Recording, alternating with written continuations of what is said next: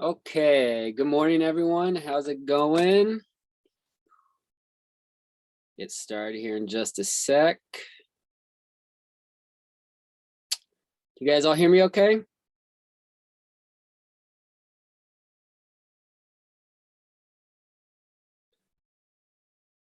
Yes, thank you, Zach and Alice. Hello, hello. Okay.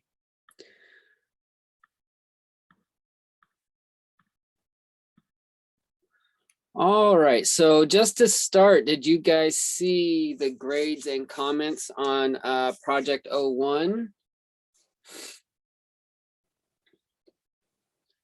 that you guys turned in on Monday? I think I got them all graded yesterday.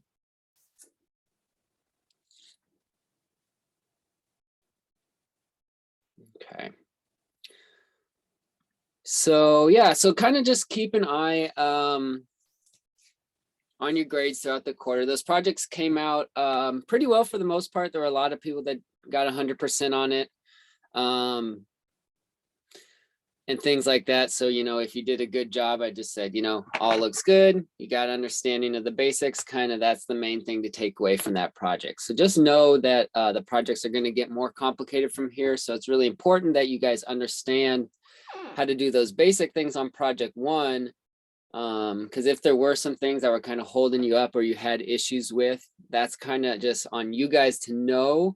And then so you can go back and practice those things. So if using the pin tool was really tricky, if you couldn't figure out how to change the stroke and fill that well, if that took you a little while, just know I'm going to expect you guys to know how to do all that stuff from the project 1 and then apply it to making good and interesting artwork on the future projects. So if I made any specific comments on there, like, oh yeah, work on the pin tool some more, work with getting a more, or add texture strokes or add pattern fills to your shapes, things like that.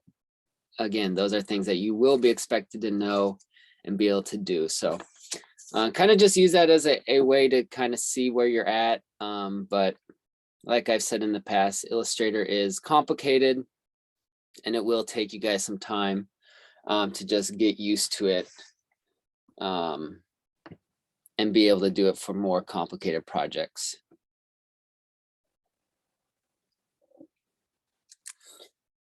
Okay, and then in terms of your grades, so if you guys ever have questions about how I came up with a grade or how I calculate your points or whatever, you can always ask me, after one of our Zoom classes, or you can come to lab hours or just shoot me an email. I'm happy to go over that with you guys.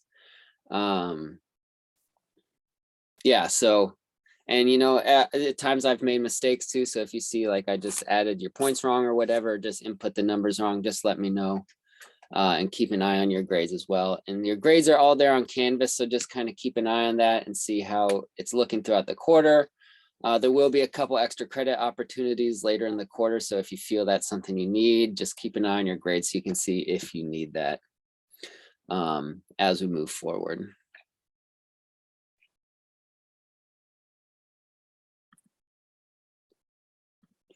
Any questions on, turning in that project or grades or anything?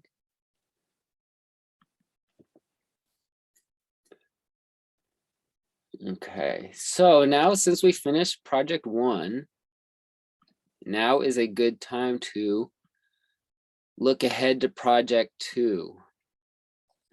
Okay, so it's due October 25th. So I suggest you guys start looking at this project, read through it this week sometime, and kind of just see if there's anything that will be difficult or challenging or things that you need to practice more. So one thing that everyone can practice more is the use of the pen tool. So that will be good. Yeah, if people do need extra help on just, how to do basic things in Illustrator, lab hours are the best time to come get help with that. I can help walk you guys through any specific steps or anything. You can screen share with your computer so then I can look at what you're doing and kind of help you get through different stuff. So let me know if any issues come up as you look at this, but go through, look at all this. So the next project is worth 200 points, so it's worth more. And it's basically going to be creating 2 final pieces of artwork in Illustrator that have a focal point and leading lines. And we're going to talk about some of those things today. But it's basically starting with a rough sketch, rough thumbnail, and then making it into a nice finished piece of artwork in Illustrator. So you're really going to need to use the pen tool to make these different shapes here to make those silhouettes. And these are some student samples here from other quarters. So you can see value, contrast, focal points, good silhouette shapes, and things like that. So next class, I'll kind of do a demo of the entire project and show you guys some more student samples as well. But so take this week, kind of look it over, see if there's any questions, see what you may be able to start on, things like that. All right.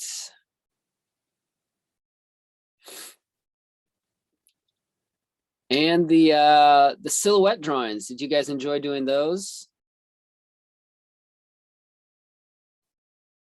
You think that was harder or easier than if you were to just do a drawing normally? They were fun, Jaden? Easier, says Zach. Yeah, so filling them in was a pain, Jaden. So yeah, that kind of depends what you're drawing with too. So it's good to draw with, some people use markers, some people use pencils, some people did it on their iPads. So I grabbed a few here that were working well to just share. So yeah, I really enjoyed looking at them. Hopefully you guys look at each other's drawings too. And this is Ann Moles. This one came out really well. Really nice, clean silhouette for this Space Needle here. Leaving these little negative spaces in there, but there's no details in here. So this one came out really well because there's no, you don't need to draw all the little windows in the Space Needle, all the windows in the background. So we'll go over more as we get further through the class of where to put details and when to add details, but you definitely don't want like details everywhere in a drawing. I'm not sure is this anyone that's in here right now? I got the names for some of these, but not all of them. This one was cool because, yeah, Jaden, this one was cool because I did this one for my example and it was the vertical frame. So just turning the frame is a good way to switch up and come up with a different option for the drawing. So you can do this with some of your drawings as you're working it out. So just, changing that to a horizontal, that creates a lot of diagonal movement in here and kind of changes the overall feel of the composition. Who's this? Is this anyone's? This one was just turned in yesterday, but again, same idea here. And I like the tree shapes in this one. Is this anyone's here? I can't read this name. But this tree shape came out really well because this is like a really organic kind of wavy line for the tree. And then that contrasts nicely with all the straight lines of the buildings. This is Celine's. This one came in. This one looks like it was done with some pencil and then also an ink wash. Celine, are you in this class?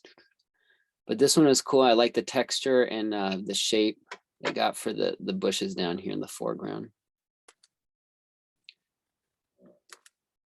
This is Lauren's, a nice bird one, really good, this is a relatively simple, silhouette for this bird, but just this little bit where you kind of have this bumpy edge to show the texture of the feathers and a nice touch to show the claws wrapping around that branch there was nice. This is Shay's. The only one for this one came out really well. Same idea with the, good showing the texture on the feathers is just to make this bird the darkest shape. So remember, make your focal point the darkest shape and it will really stand out. This one came out well also. This one kind of has some jittery energy to it, which was cool. Really good pose for the person. And this one, does it have a name on it? No, I'm not sure whose this is, but this one I think is done digitally, but this shows a good job of having that bird be the darkest shape. And then the land here, how that they added 2 kind of grassy hills here. Having the texture on the edge of the hill is a good way to show texture without adding too many details. just by changing the edge of that silhouette shape. So those were cool to see. And we'll have another drawing challenge for you guys this week, but those silhouette ones are really good to think about, and that's kind of how we will be drawing and thinking about art and thinking about coming up with compositions, is really using those silhouettes. So we'll come back to kind of that same style of drawing as we work on other stuff in this class. All right, so for our lecture today, here's what we will be talking about.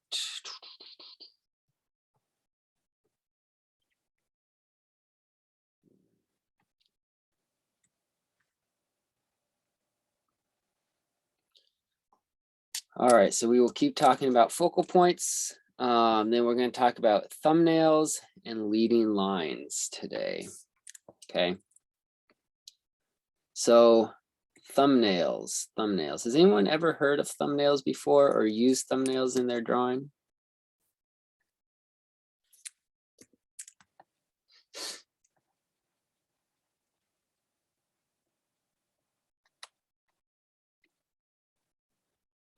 Okay. And Mo, what's a thumbnail to you, or what have you used a thumbnail for?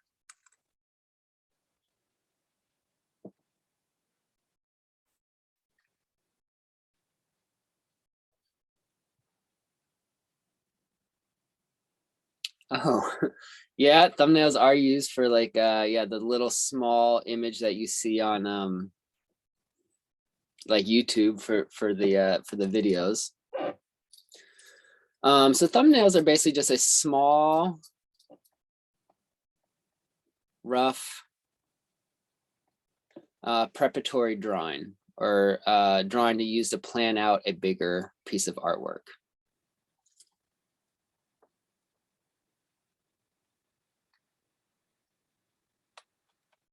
So almost all artwork has to start with some sort of sketch, yeah, to get to help develop your ideas. So you may see a really big piece of artwork, whether it's an oil painting or a comic book page or an illustration or even like an animation, and it's this really amazing piece of artwork, but you're like, how did they get to that piece of artwork?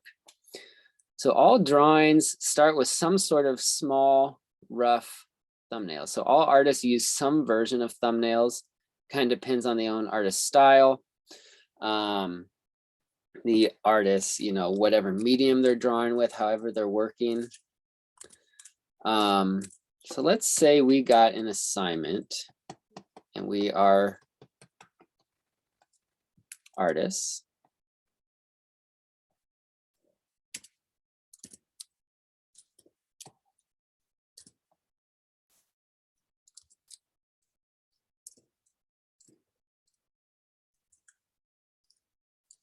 So what should our assignment be that we were given as an artist? So someone may say, I want a painting of kind of a tree on a hillside. So let's say that's what someone wanted to hire you for, a tree on a hillside. So kind of a simple idea, but let's say they want it to be this big, and we'll pretend this is a big canvas or something that they want us to do, but we don't know exactly how we want to draw that tree on a hillside. There's tons of different ways to do that. So what you need to do is do thumbnails. So I can do these small, rough, quick drawings and help kind of plan out this composition. Do I want it to be the big tree to be on one side? Do I want it to be in the middle of the composition?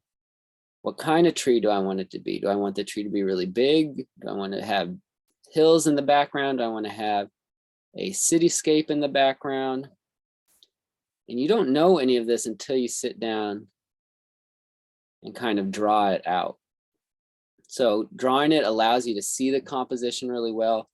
It allows you to make better decisions on it. And really, it allows you just to try a bunch of different stuff.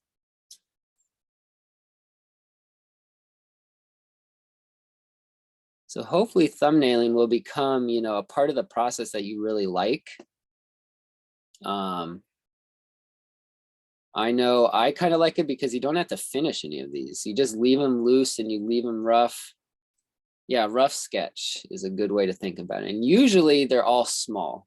So because they're small, it allows you to do a whole bunch of them, and it allows you to do them relatively quickly.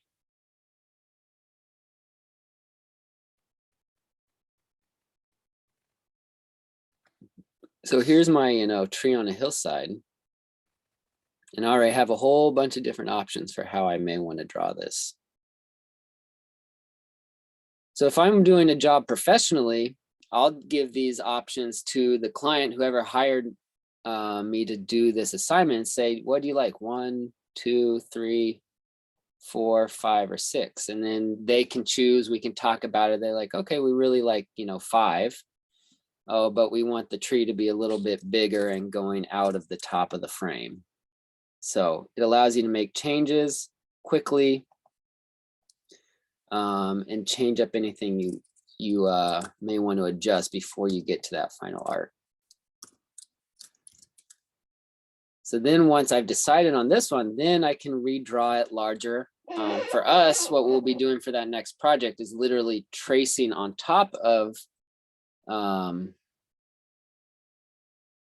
our thumbnail drawing, but in Adobe Illustrator. So every artist uses some version of thumbnails, but they'll use it, differently. So the drawing challenge for this week, I'm just going to have you guys create, I think, 10 different thumbnail compositions. So that's kind of how we're going to do each project from here on out.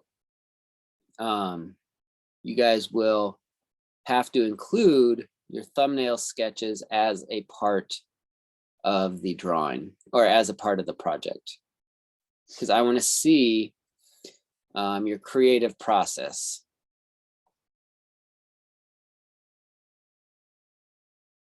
Which is a huge part of this class. I want to see how you guys get to the final art, okay?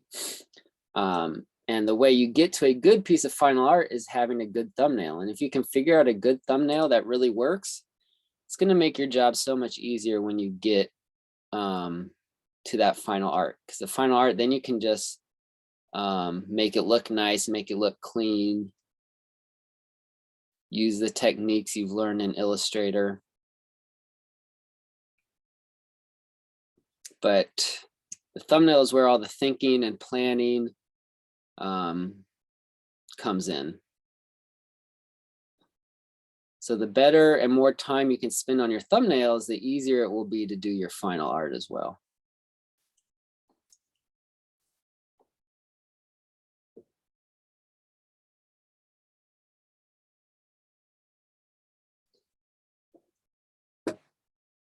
So if you guys look at the project description for the next project, the thumbnails should be on there. So yeah, you have to include 15 thumbnail sketches for this next project, okay? So that will be planning out a composition that has a clear focal point, that uses value contrast, that uses leading lines to come up with that composition.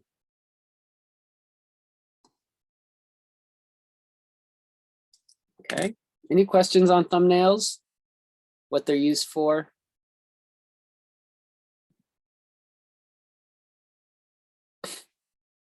I'll show you guys some examples here. Let's look at some other artist thumbnails.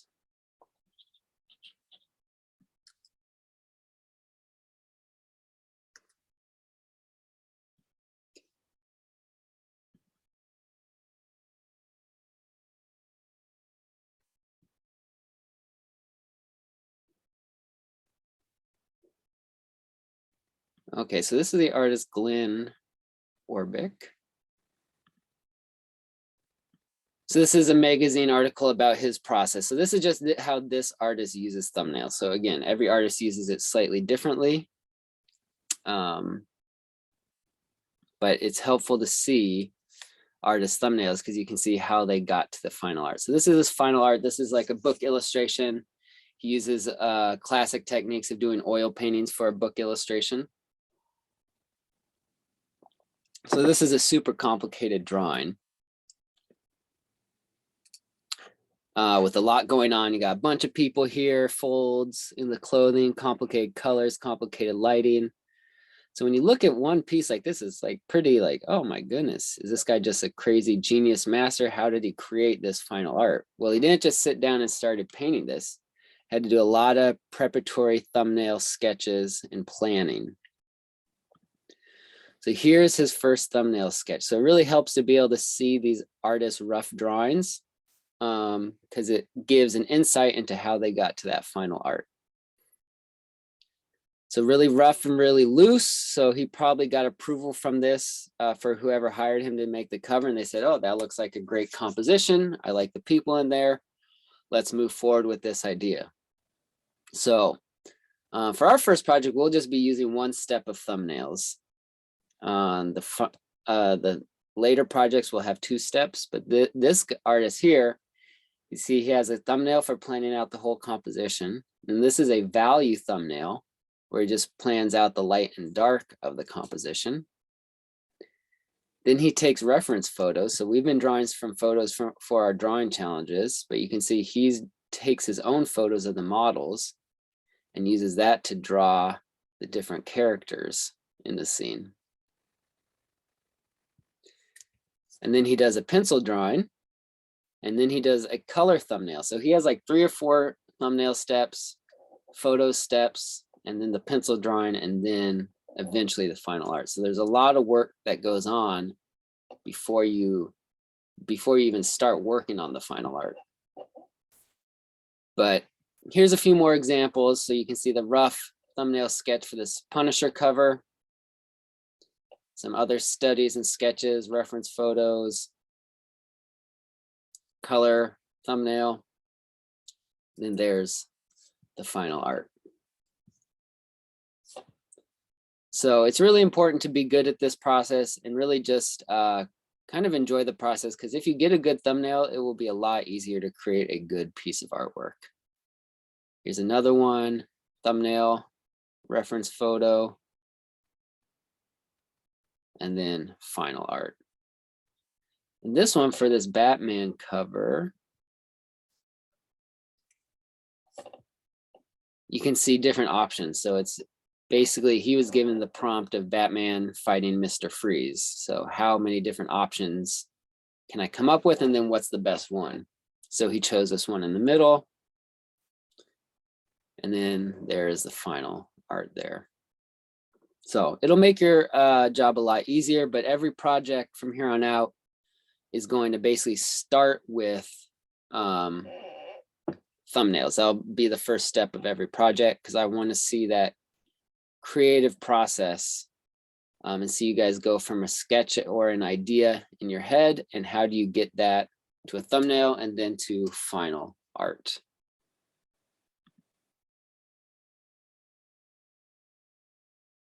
Okay, any questions on thumbnails?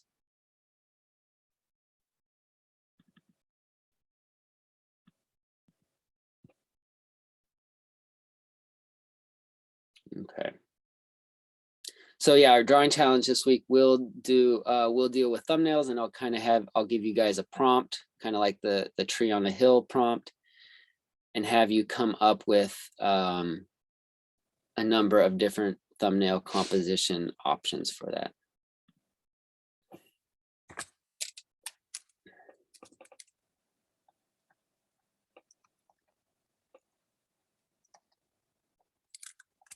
Okay, so the second part of our lecture is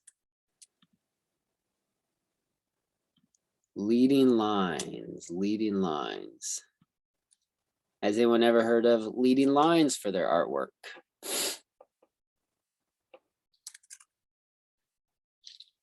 Or use leading lines in a drawing or a photograph?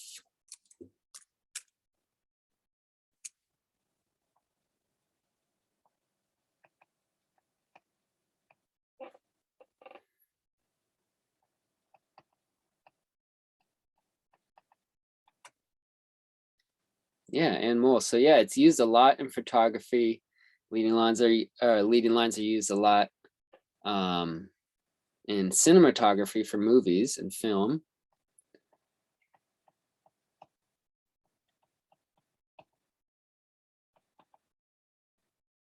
So leading lines are basically lines that move your eye around a composition, and we will specifically be leading lines that point at your focal point. So the human eye tends to gravitate towards lines because they kind of act like arrows. And sometimes they're really obvious and stand out. Sometimes they're more subtle.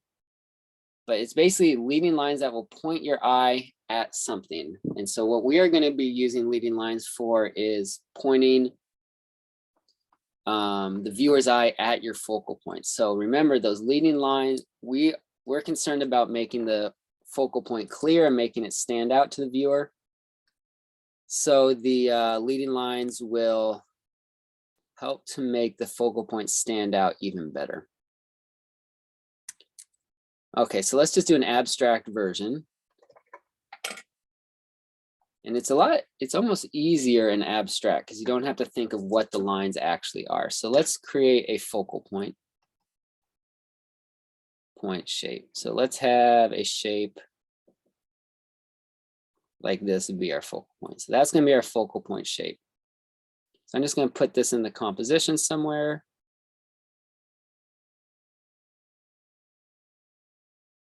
So there's our focal point shape. I tried to kind of make this a more exciting shape, make it kind of angular. So it stands out a little more. I can surround it with some more rounded or simple shapes. So we talked about last class, putting the thicker outline around here, so that'll make it stand out. So I'm using thinner lines on everything else. I think last class we talked about adding value to it to also make it stand out.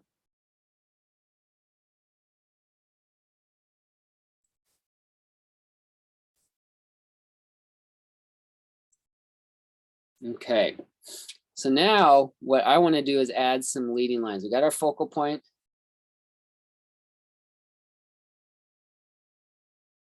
And so all I can do is come up with a little line like this. I'll kind of lead the eye down to there. So this is basically acting like these little arrows here. So these don't have to be actual lines. They could be shapes.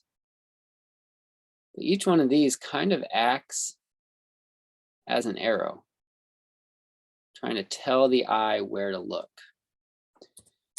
So again, with abstract, it is relatively simple because these lines don't have to be actual things.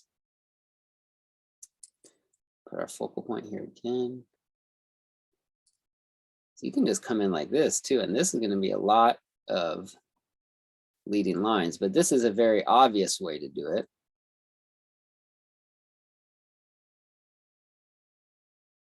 Where all these lines are drawing your eye right towards that, basically like a bullseye or like a target. So each one of these is like a little arrow. You don't have to make them literal arrows, but they will act as arrows.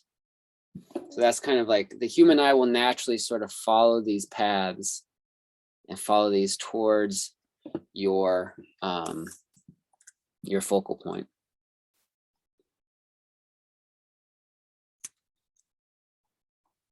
You can also use shapes as leading lines. So let's put our focal point back in here. So I can have shapes here that kind of point at it like arrows as well. So rather than using actual lines, I can use shapes. And I can use shapes that kind of make a path too, or act as a line.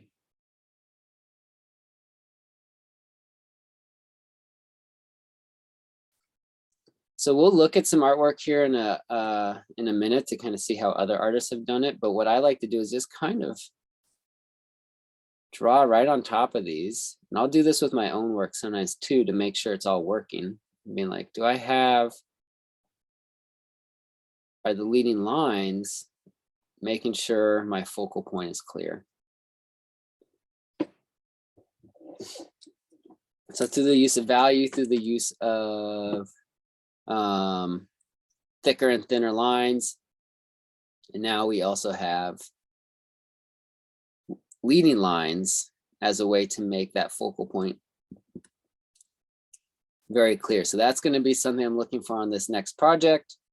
That's going to be one of the first questions I ask myself when looking at your work and say, do they have a clear focal point? Okay, is the focal, can I tell what it is? So you want someone to look at your work and just kind of instantly recognize that focal point. Okay. Later in the quarter, we'll make art that doesn't have a focal point. But for now, we want to learn how to create a clear focal point, and then we'll learn when not to create a focal point and sometimes when to have more than one focal point. But for now, I want you guys, especially on this next project, to really focus on how do you make a clear focal point, and how do you make it stand out to the viewer. So this is kind of working abstractly. It's a little bit easier, so you might want to do abstract for one of your pieces of art for the next project, especially if you're less confident with the drawing. But when you're working representationally, it's a little trickier. So there's a few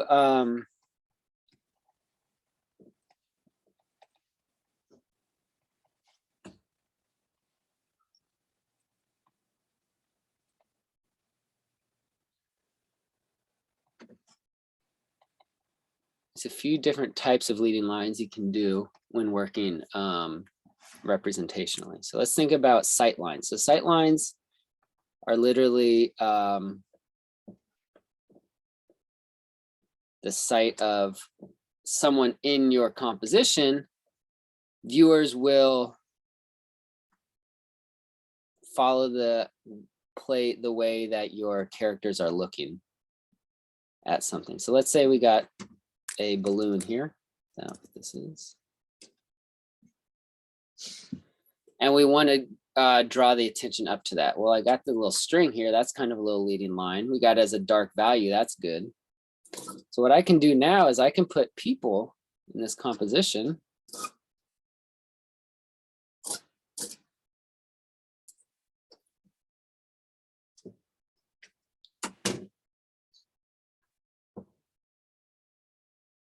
And even make this one pointing, so that becomes a shape too. Looking up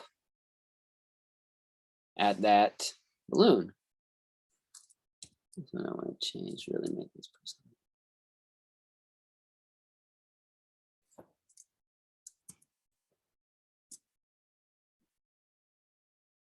Okay, so now we got the sight lines of the people up there. I can add maybe some clouds too that point at it.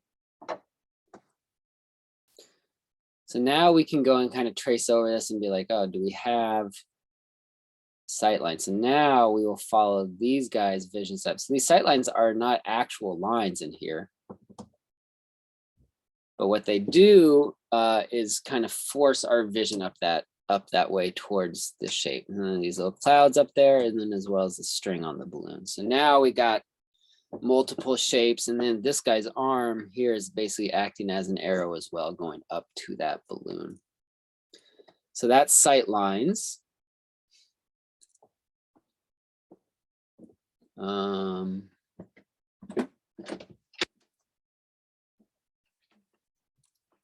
Perspective lines.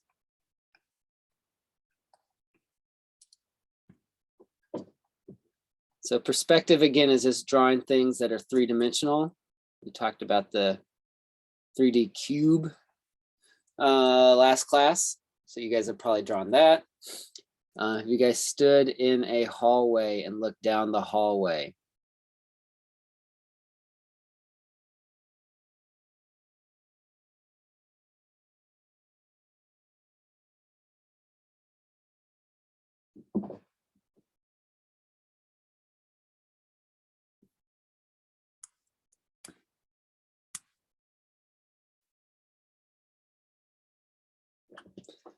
So this has all these little leading lines looking down a hallway right at that person or that focal point. So if you're drawing it, you're just having all the lines come in there. You'll see this a lot in movies or TV shows or photography, but they have to carefully plan out where to put the camera and where to put the actor or whatever you're supposed to be looking at, so it stands out or so all the lines end up pointing at that thing. So let's say we got a car here.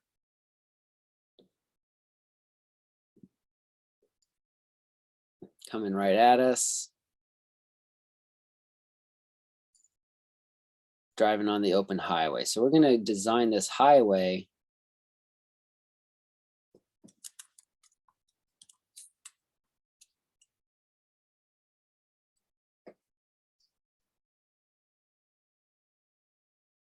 to have some leading lines. So we got the road going up there, pointing us there. I can put some like grass texture here along the side. This will lead us back to the car as well. We can use some telephone pole type shapes here.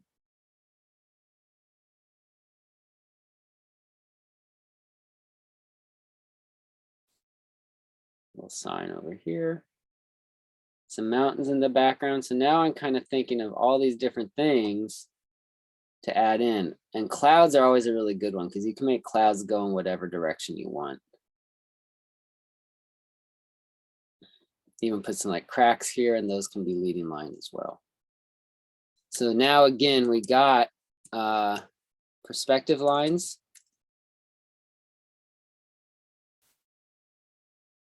Going back. Kind of the tops of those telephone poles. The mountains kind of come down, and this cloud kind of comes down. So everything's leading us there to that focal point. I should probably add some dark value here on the car to make it stand out.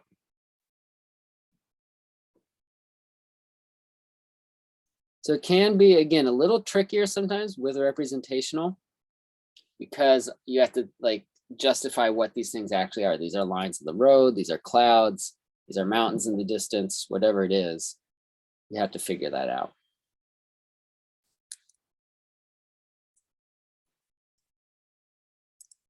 Okay, let's do one very simple drawing here together. So let's do a very simple house on a hill here.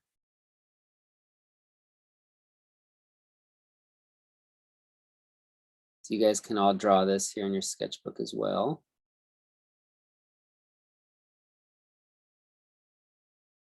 Little house.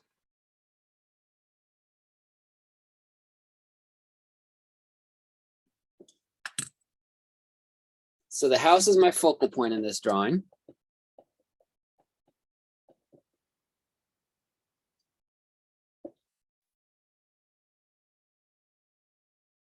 Add some dark value to it so it stands out. So this is obviously a representational drawing. So let's put on our designer hats here. Let's think about this drawing. What could I add that's something representational, an actual thing? What could I add to this scene that could be used as leading lines to reinforce that house as the focal point?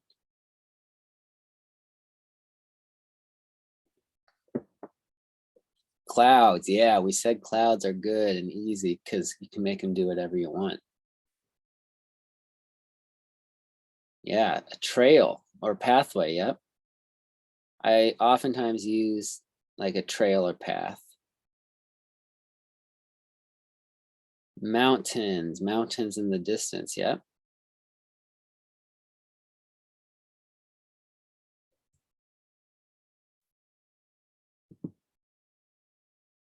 So now this scene is starting to fill in a lot nicer. So now we got the road leading to the house, the mountains. Yes, smoke coming out of the chimney. That's a good one. And then that'll kind of use all this empty space up here as well. So we'll get into this later. This is called negative space, all this empty space up here.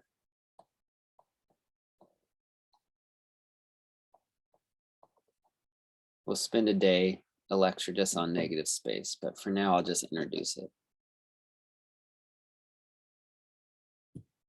But now we got 4 or 5 different things leading our eye to that house. So before, the composition was pretty good and had a pretty good focal point, but now it's really clear. So all these things here acts as a way to pull our eye in towards that focal point. So really the only way to do this is like kind of carefully plan out your compositions, and that's using those thumbnails that we talked about earlier. So using those thumbnails to kind of plan out that how you're going to use leading lines, planning out where the focal point is going to go in your composition. So you can't get that good composition unless you carefully plan it out using those focal points. So kind of the more complicated a composition, the more you need to spend time doing the working on the focal points and things like that, or working with thumbnails to have a clear focal point and have leading lines.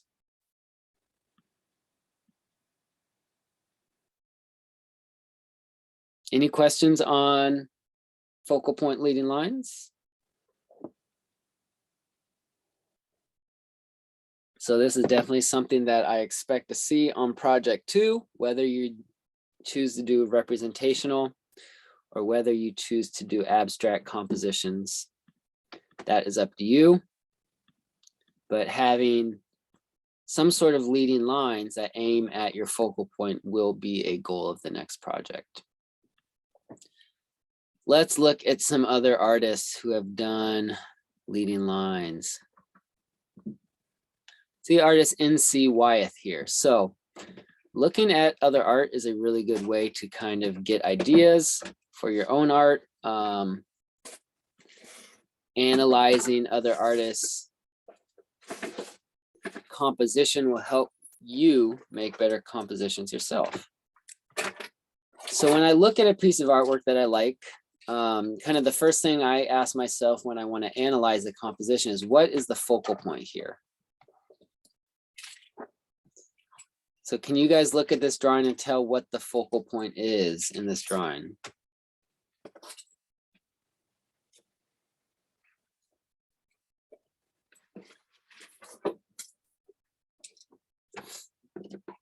Yeah, the pirate above. Pirate on top. There's our main focal point.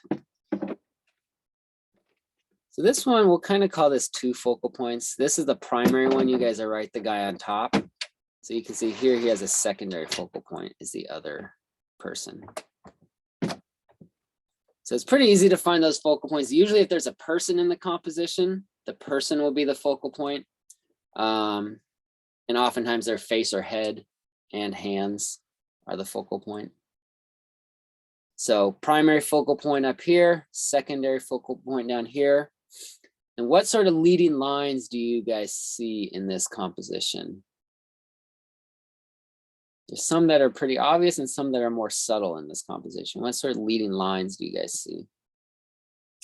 Yes, the net and ropes. So he knew he was putting this scene on a pirate ship where there's tons of ropes and lines going all over. Yes, the hands are huge. So this guy's whole body is basically designed as an arrow.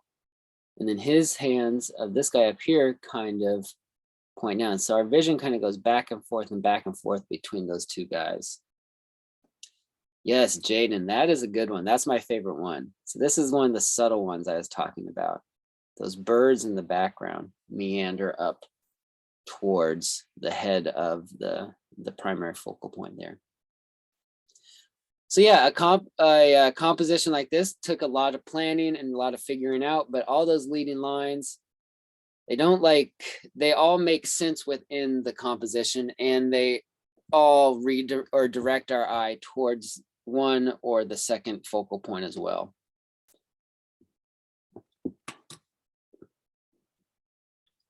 All right, let's look at another one from film.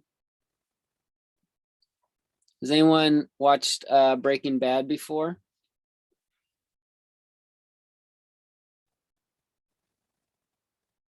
Anyone seen that show? Of course, Jaden has. So yeah, really good show. Really good cinematography in this show. So especially like to start and end the scenes in this show a lot are really cool. So in this one, what is the focal point here in this composition? So this is just a still frame from the show that I took a screenshot of because I thought it was a really nice composition in here. So what do you guys think is the primary focal point, the main thing we should be looking at?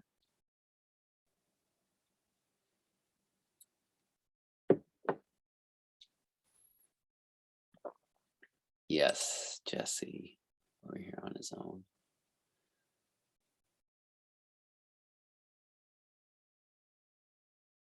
So, yeah, I find this, to think about how people do this with physical objects. So actual people and actors, actual scenery.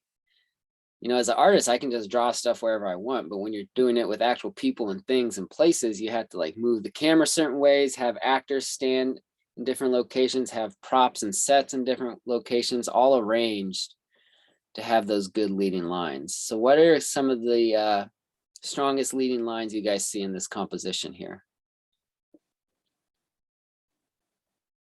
Yeah, the other guy looking towards him. So there we get our sight lines. It's an invisible line, but we will follow the direction of that character's head. The mountain, yep. So for that, they had to lower the camera down a little bit, I think, in order to get those mountains to line up. Yep, the grass.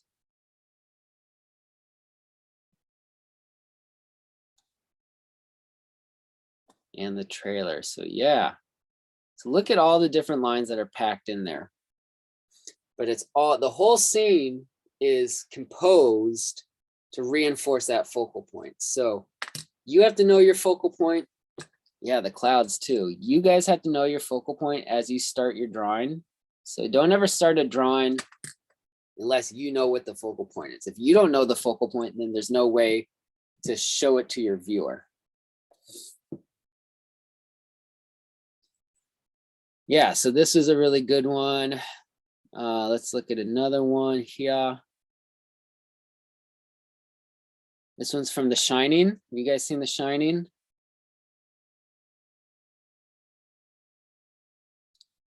Some really good cinematography in this movie as well. Scary movie. Jack Nicholson, classic. Be a good one to watch for October if you guys haven't seen it. Maybe it's not for everyone. But this is an example of perspective lines. So all these lines here in the architecture point up towards the focal point. Yeah, the book is really good too, Jaden. I read that one recently. I hadn't actually read the book. I'd only seen the movie. But again, this is about here. Where do you put the actors? Where do you have a good location there? So think about that to reinforce that focal point. So we're not going to be looking over here at the toilets or at the sink or whatever. Our focus is going to be right there on the people. And especially for film, whether it's animation or live action film, things are only on the screen for a second or two at times. So you want to make sure to make it super clear to someone looking at that frame of the movie or that scene of the movie or an animation that they know exactly where they should be looking and looking at the proper focal point.